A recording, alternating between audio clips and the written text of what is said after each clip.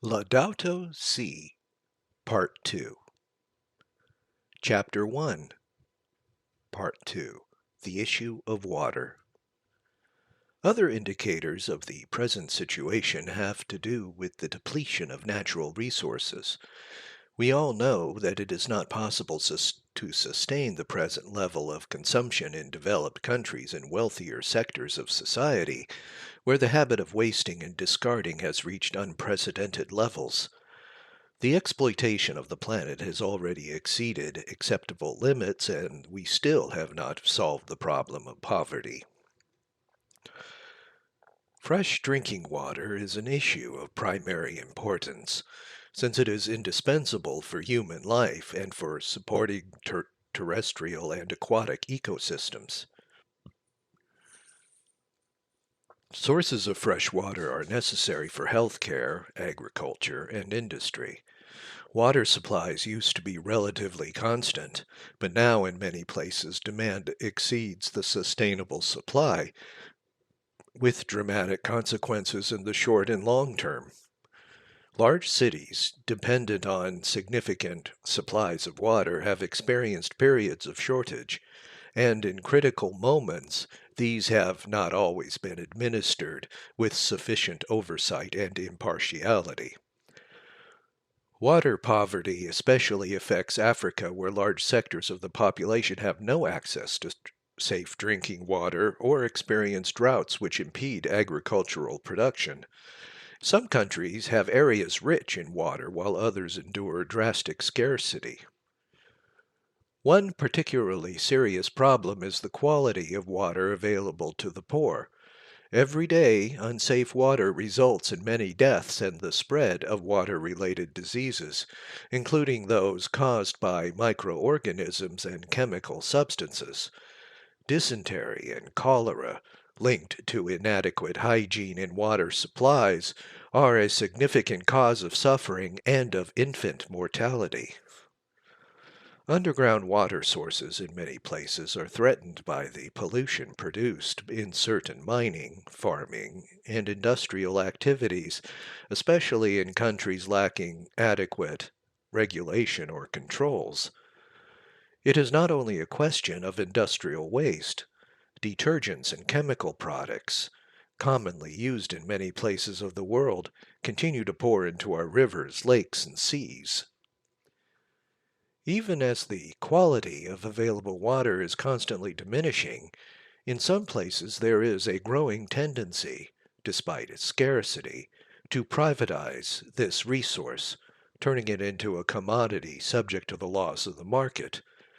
Yet access to safe drinking water is a basic and universal human right, since it is essential to human survival and, as such, is a condition for the exercise of other human rights.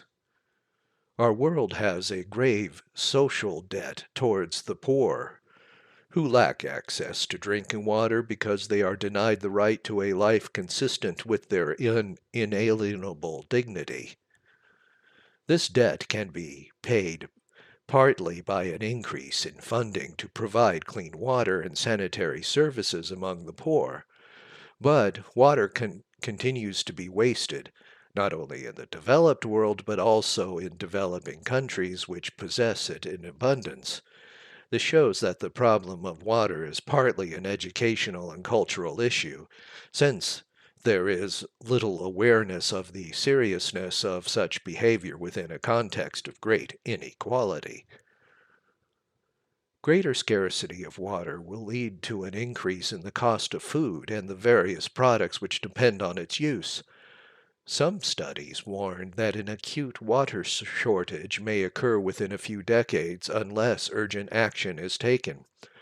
The environmental repercussions could affect billions of people, and is also conceivable that the control of water by large multinational businesses may become a major source of conflict in this century.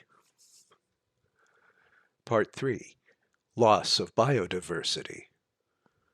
The Earth's resources are also being plundered because of the short-sighted approaches to the economy, commerce, and production. The loss of forests and woodlands entail the loss of species which may constitute extremely important resources in the future, not only for food, but also for curing disease and other uses. Different species contain genes which could be key resources in years ahead for meeting human needs and regulating environmental problems. It is not enough, however, to think of different species merely as potential resources to be exploited, while overlooking the fact that they have value in themselves.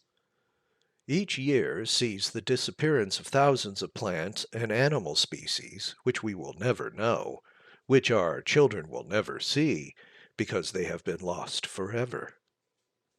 The great majority becomes extinct for reasons related to human activity. Because of us, thousands of species will no longer give glory to God by their very existence, nor convey their message to us. We have no such right. It may well disturb us to learn of the extinction of mammals and birds, since they are more visible, but the good functioning of ecosystems also requires fungi, algae, worms, insects, reptiles, and an innumerable variety of microorganisms. Some less numerous species, although generally unseen, nonetheless play a critical role in maintaining the equilibrium of a particular place. Human beings must intervene when a geosystem reaches a critical state. But nowadays, such intervention in nature has become more and more frequent. As a consequence, serious problems arise, leading to further interventions. Human activity becomes ubiquitous, with all the risks which this entails. Often a vicious circle results, as human interventions to resolve a problem further aggravates the situation. For example, many birds and insects which disappear due to synthetic agrotoxins are helpful for agriculture.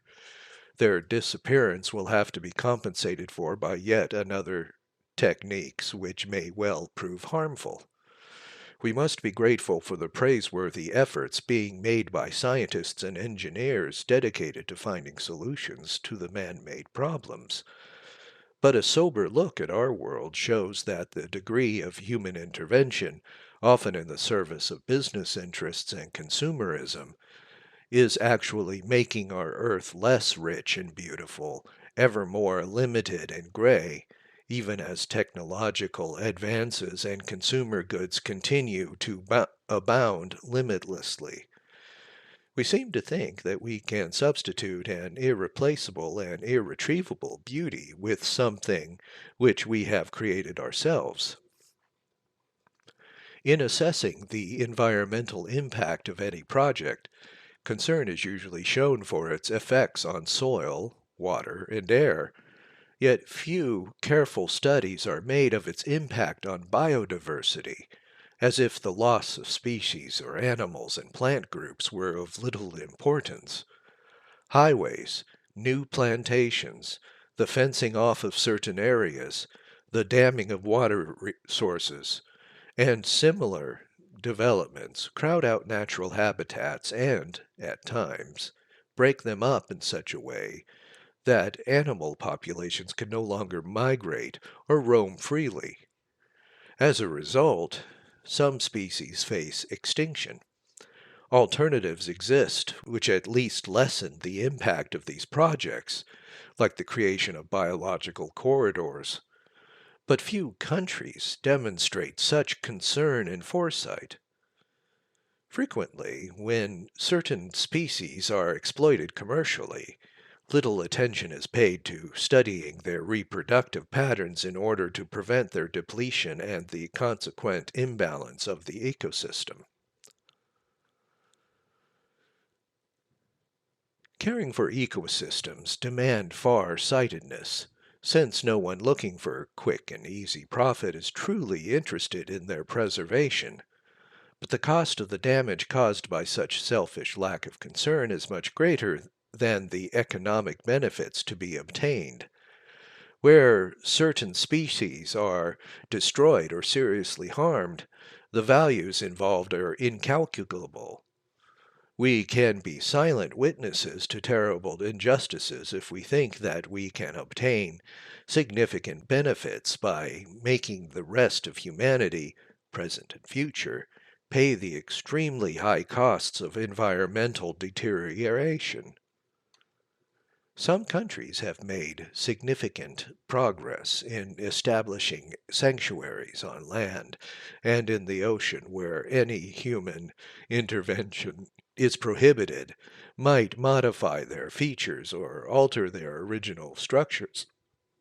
In the production of biodiversity, specialists insist on the need for particular attentions to be shown to areas richer, both in number and species, and in endemic, rare or less protected species. Certain places need greater protection because of their immense importance for the global ecosystem, or because they represent important water reserves and thus safeguard other forms of life.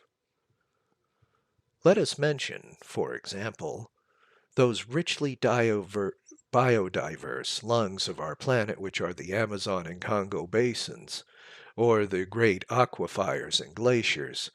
We know how important these are for the entire planet, for the future of humanity. The ecosystems of the tropical forests possess an enormously complex biodiversity, which is almost impossible to fully appreciate. Yet, when these forests are burned down or leveled for the purpose of cultivation, within the space of a few years, countless species are lost and the areas frequently become arid wastelands. A delicate balance has to be maintained when speaking about these places, for we cannot overlook the huge global economic interests which, under the guise of protecting them, can undermine the sovereignty of individual nations. In fact, there are proposals to internationalize the Amazon, which only serve the economic interests of transnational corporations. We cannot fail to praise the commitment of international agencies and civil society organizations which draw public attention to these issues and offer critical cooperation, employing legitimate means of pressure, and to ensure that these governments carry out its proper and inalienable responsibility to preserve the country's environment and natural resources without capitulating to spurious local or international interests. The replacement of virgin forest with plantations of trees, usually monocultures, is rarely adequately analyzed, and yet this can seriously compromise a biodiversity which the new species being introduced does not accommodate. Similarly, wetlands converted into cultivated land lose the enormous biodiversity which they formerly hosted. In some areas, the disappearance of ecosystems sustained by mangrove swamps is a source of serious concern. Oceans not only contain the bulk of our planet's water supply, but also most of the immense variety of living creatures, many of them still unknown to us and threatened for various reasons. What is more, marine life in rivers, lakes, seas, and oceans, which feed a greater part of the world's population, is affected by uncontrolled fishing, leading to a drastic depletion of certain species. Selective forms of fishing which discard much of what they collect continue unabated. Particularly threatened are marine organizations which we tend to overlook, like some forms of plankton. They represent a significant element in the ocean food chain, and species used for our food ultimately depend on them. In tropical and subtropical seas, we find coral reefs compared to the great forests on dry land, for they shelter approximately 1 million species, including fish, crabs, mollusks, sponges, and algae. Many of the world's coral reefs are already barren or in a state of constant decline. Who turned the wonder world of the seas into an underwater cemetery bereft of color and life? This phenomena is due largely to pollution which reaches the sea as a result of deforestation, agricultural monocultures, industrial waste, and destructive fishing methods, especially by those using cyanide and dynamite. It is aggravated by the rise in temperature of the oceans. All this helps us to see that every intervention in nature can have consequences which are not immediately evident, and that certain ways of exploiting resources prove costly in terms of degradation and ultimately reaches the ocean bed itself. Greater investments need to be made in research aimed at understanding more fully the functioning of ecosystems and adequately analyzing the different variables associated with any significant modification of the environment. Because all creatures are connected, each must be cherished with love and respect, for all of us as living creatures are dependent on the another. Each area is responsible for the care of this family. This will require undertaking a careful inventory of the species which it hosts, with a view to developing programs and strategies of protection with particular care for safeguarding species heading towards extinction. Part 4. Decline in the quality of human life and the breakdown of society. Human beings, too, are creatures of this world, enjoying a right to life and happiness, and endowed with unique dignity. So we cannot fail to consider the effect on people's lives of environmental deterioration, current models of development, and the throwaway culture.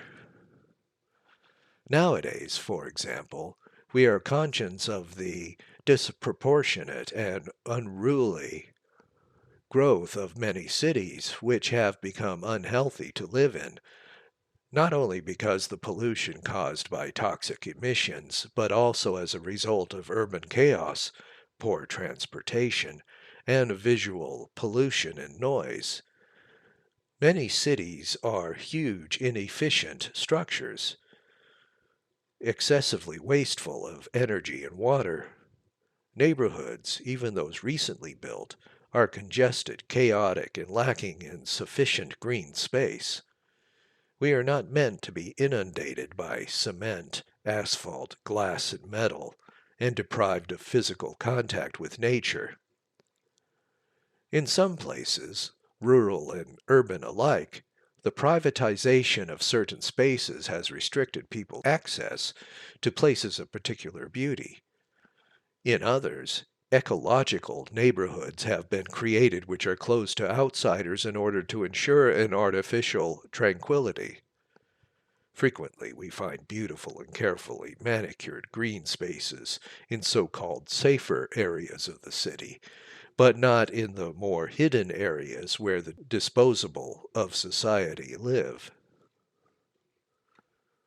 The social dimensions of global change include the effects of technological innovations on employment, social exclusion, and inequitable distribution and consumption of energy and other services, social breakdown, increased violence, and a rise in new forms of social aggression, drug trafficking, growing drug use by young people, and the loss of identity. These are signs that the growth of the past 2 centuries has not always led to an integral development and an improvement in the quality of life. Some of these signs are also symptomatic of real social decline, the silent rupture of the bonds of integration and social cohesion.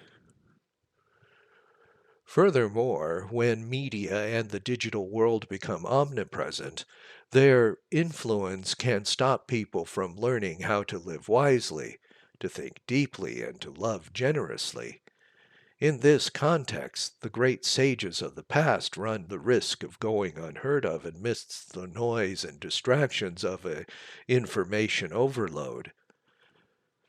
Efforts need to be made to help these media become sources of new cultural progress for humanity and not a threat to our deepest riches.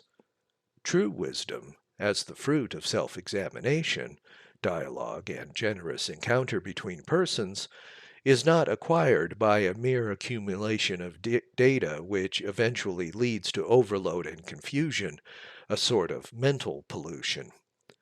Real relationships with others, with all the challenges they entail, now tend to be replaced by a type of internet communication which enables us to choose or eliminate relationships at whim, thus giving rise to a new type of contrived emotion, which has more to do with devices and displays than with other people and with nature. Today's media do enable us to communicate and share our knowledge and affections, yet at times they also shield us from direct contact with the pain, the fears, and the joys of others, and the complexity of their personal experiences. For this reason, we should be concerned that, alongside the exciting possibilities offered by the media, a deep and melancholic dissatisfaction with the interpersonal relations, or a harmful sense of isolation, can also arise. Part 5. Global Inequality. The human environment and the natural environment deteriorate together. We cannot adequately combat environmental degradation unless we attend to causes related to human and social degradation. In fact, the deterioration of the environment and of society affects the most vulnerable people on the planet. Both every day experience and scientific research show that the gravest effect of all attacks on the environment are suffered by the poorest. For example, the depletion of fishing reserves especially hurts the small fishing communities without the means to replace those resources. Water pollution particularly affects the poor who cannot buy bottled water, and rises in the sea level mainly affect impoverished coastal populations who have nowhere else to go. The impact of the present imbalance is also seen as the premature death of many of the poor, in conflicts sparked by the shortage of resources, and in any number of the other problems which are sufficiently represented on global agendas.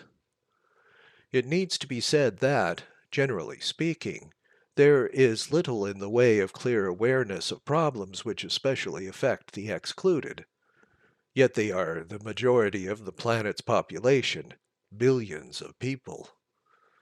These days, they are mentioned in international political and economic discussions, but one often has the impression that their problems are brought up as an afterthought, a question which gets added almost out of duty or in a tangential way, if not treated merely as collateral damage.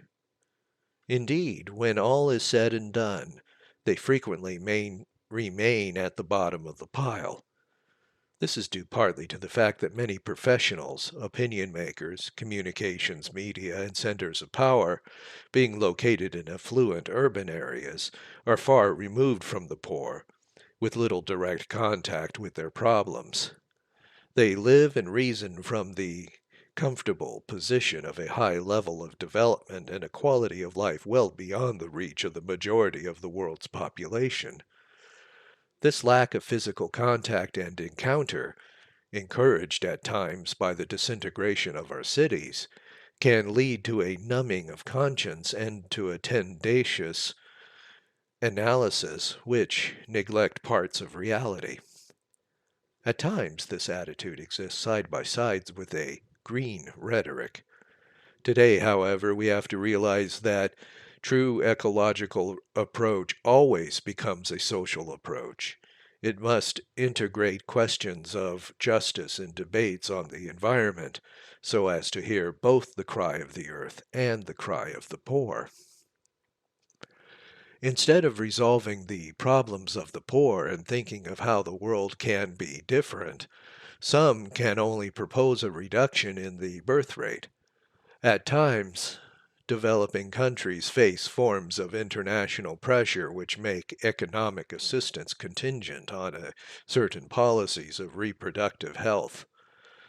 Yet, while it is true that an unequal distribution of the population and of available resources creates obstacles to development and a sustainable use of the environment, it must nonetheless be recognized that demographic growth is fully compatible with an integral and shared development. To blame population growth instead of extreme and selective consumerism on the part of some is one way of refusing to face the issues. It is an attempt to legitimize the present model of distribution, where a minority believes that it has the right to consume in a way which can never be universalized, since the planet could not even contain the waste products of such consumption. Besides, we know that approximately a third of all food produced is discarded, and whenever food is thrown out, it is as if it were stolen from the table of the poor. Still, attention needs to be paid to imbalances in population density in both national and global levels, since a rise in consumption would lead to complex regional situations as a result of the interplay between problems linked to environmental pollution, transport, waste treatment, loss of resources, and quality of life. Inequality affects not only individuals but entire countries. It compels us to consider an ethics of international relations. A true ecological debt exists, particularly between the global North and South, connected to commercial imbalances with the effects on the environment and the disproportionate use of natural resources by certain countries over long periods of time. The export of raw materials to satisfy markets in the industrialized North has caused harm locally, as for example in mercury pollution in gold mining and sulfur dioxide pollution in copper mining. There is a pressing need to calculate the use of environmental space throughout the world for depositing gas residues which have been accumulating for 2 centuries and have created a situation which currently affects all the countries of the world. The warming caused by huge consumption on the part of some of the richest countries have repercussions of the poorest areas of the world, especially Africa, where a rise in temperature, together with drought, has proved devastating for farming. There is also the damage caused by the export of solid waste and toxic liquids to developing countries, and by the pollution produced by companies which operate in less developed countries in ways they could never do at home, in the countries which they raise their capital. We note that often the businesses which operate in this way are multinationals. They do here what they would never do in developed countries or the so-called first world. Generally, after ceasing their activity and withdrawing, they leave behind a great human and environmental liability such as unemployment, abandoned towns, and depletion of natural reserves, deforestation, the impoverishment of agriculture, and local stock breeding, open pits, riven hills, polluted rivers, and a handful of social works which are no longer sustainable. The foreign debt of poor countries has become a way of controlling them. Yet this is not the case where ecological debt is concerned.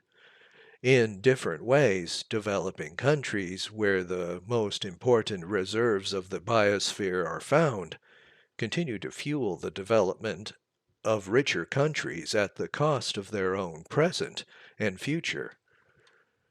The land of the southern poor is rich and mostly unpolluted, yet access to ownership of goods and resources for meeting vital needs is inhibited by a system of commercial relations and ownership which is structurally perverse. The developed countries ought to help pay this debt by significantly limiting their consumption of non-renewable energy and by assisting poorer countries to support policies and programs of sustainable development. The poorest areas and countries are less capable of adopting new models for reducing the environmental impact because they lack the wherewithal to develop the necessary processes and to cover their costs. We must continue to be aware that, regarding climate change, there are differentiated responsibilities. As the United States bishops have said, greater attention must be given to the needs of the poor, the weak, and the vulnerable, in a debate often dominated by more powerful interests. We need to strengthen the conviction that we are one single human family. There are no frontiers or barriers, political or social, behind which we can hide. Still less is there room for the globalization of indifference. 6. Weak responses. These situations have caused Sister Earth, along with the abandoned of our world, to cry out, pleading that we take another course. Never have we so hurt and mistreated our common home as we have in the last 200 years. Yet we are called to be instruments of God, our Father, so that our planet might be what He desired when He created it and to correspond with His plan for peace, beauty, and fullness. The problem is that we still lack the culture needed to confront this crisis. We lack leadership capable of striking out on new paths and meeting the needs of the present with concern for all and without prejudice towards coming generations. The establishment of a legal framework which can set clear boundaries and ensure the protection of ecosystems have become indispensable. Otherwise, the new power structures based on the techno-economic paradigm may overwhelm not only our politics but also our freedom and justice. It is remarkable how weak international political responses have been. The failure of global summits on the environment make it plain that our politics are subject to technology and finance. There are too many special interests, and economic interests easily end up trumping the common good and manipulating information so that their own plans will not be affected. The Aparecida document urges that the interests of economic groups with irrationally demolished sources of life should not prevail in dealing with natural resources. The alliance between the economy and technology end up sidelining anything unrelated to its immediate interests. Consequently, the most one can expect is superficial rhetoric, sporadic acts of philanthropy, and perfunctory expressions of concern for the environment, whereas any genuine attempt by groups within society to introduce change is viewed as a nuisance based on the romantic illusions or an obstacle to be circumvented. Some countries are gradually making significant progress, developing more effective controls and working to combat corruption. People may well have a growing ecological sensitivity, but it has not succeeded in changing their harmful habits of consumption, which, rather than decreasing, appear to be growing all the more. A simple example is the increasing use and power of air conditioning. The markets, which immediately benefit from sales, stimulate ever greater demand. An outsider looking at our world would be amazed at such behavior, which at times appears to be self-destructive. In the meantime, economic powers continue to justify the current global system where priority tends to be given to speculation and the pursuit of financial gain, which fail to take the context into account, let alone the effects on human dignity and the natural environment. Here we see how Environmental deterioration and human and ethical degradation are closely linked. Many people will deny doing anything wrong because distractions constantly dull our consciousness of just how limited and finite our world really is. As a result, whatever is fragile, like the environment, is defenseless before the interests of a deified market, which becomes the only rule. It is foreseeable that, once certain resources have been depleted, the scene will be set for new wars, albeit under the disguise of noble claims. War always does grave harm to the environment and to the cultural riches of the people, risks which are magnified when one considers the nuclear arm and biological weapons, despite the international agreements which prohibit chemical, bacteriological, and biological warfare. The fact that it is that laboratory research continues to develop new offensive weapons capable of altering the balance of nature. Politics must pay greater attention to foreseeing new conflicts and addressing the caucuses which can lead to them, but powerful financial interests prove most resistant to this area, and political planning tend to lack breadth of vision. What would induce anyone at this stage to hold on to power only to be remembered for their inability to take action when it was urgent and necessary to do so? In some countries, there are positive examples of environmental improvement. Rivers, polluted for decades, have been cleaned up. Native woodlands have been restored. Landscapes have been beautified thanks to environmental renewal projects. Beautiful buildings have been erected. Advances have been made in the production of non-polluting energy and in the improvement of public transportation. These achievements do not solve global problems, but they do show that men and women are still capable of intervening positively. For all our limitations, gestures of generosity and solidarity and care cannot but well up within us, since we are made for love. At the same time, we can note the rise of a false or superficial ecology which bolsters complacency and a cheerful recklessness. As often occurs in periods of deep crisis which require bold decisions, we are tempted to think that what is happening is not entirely clear.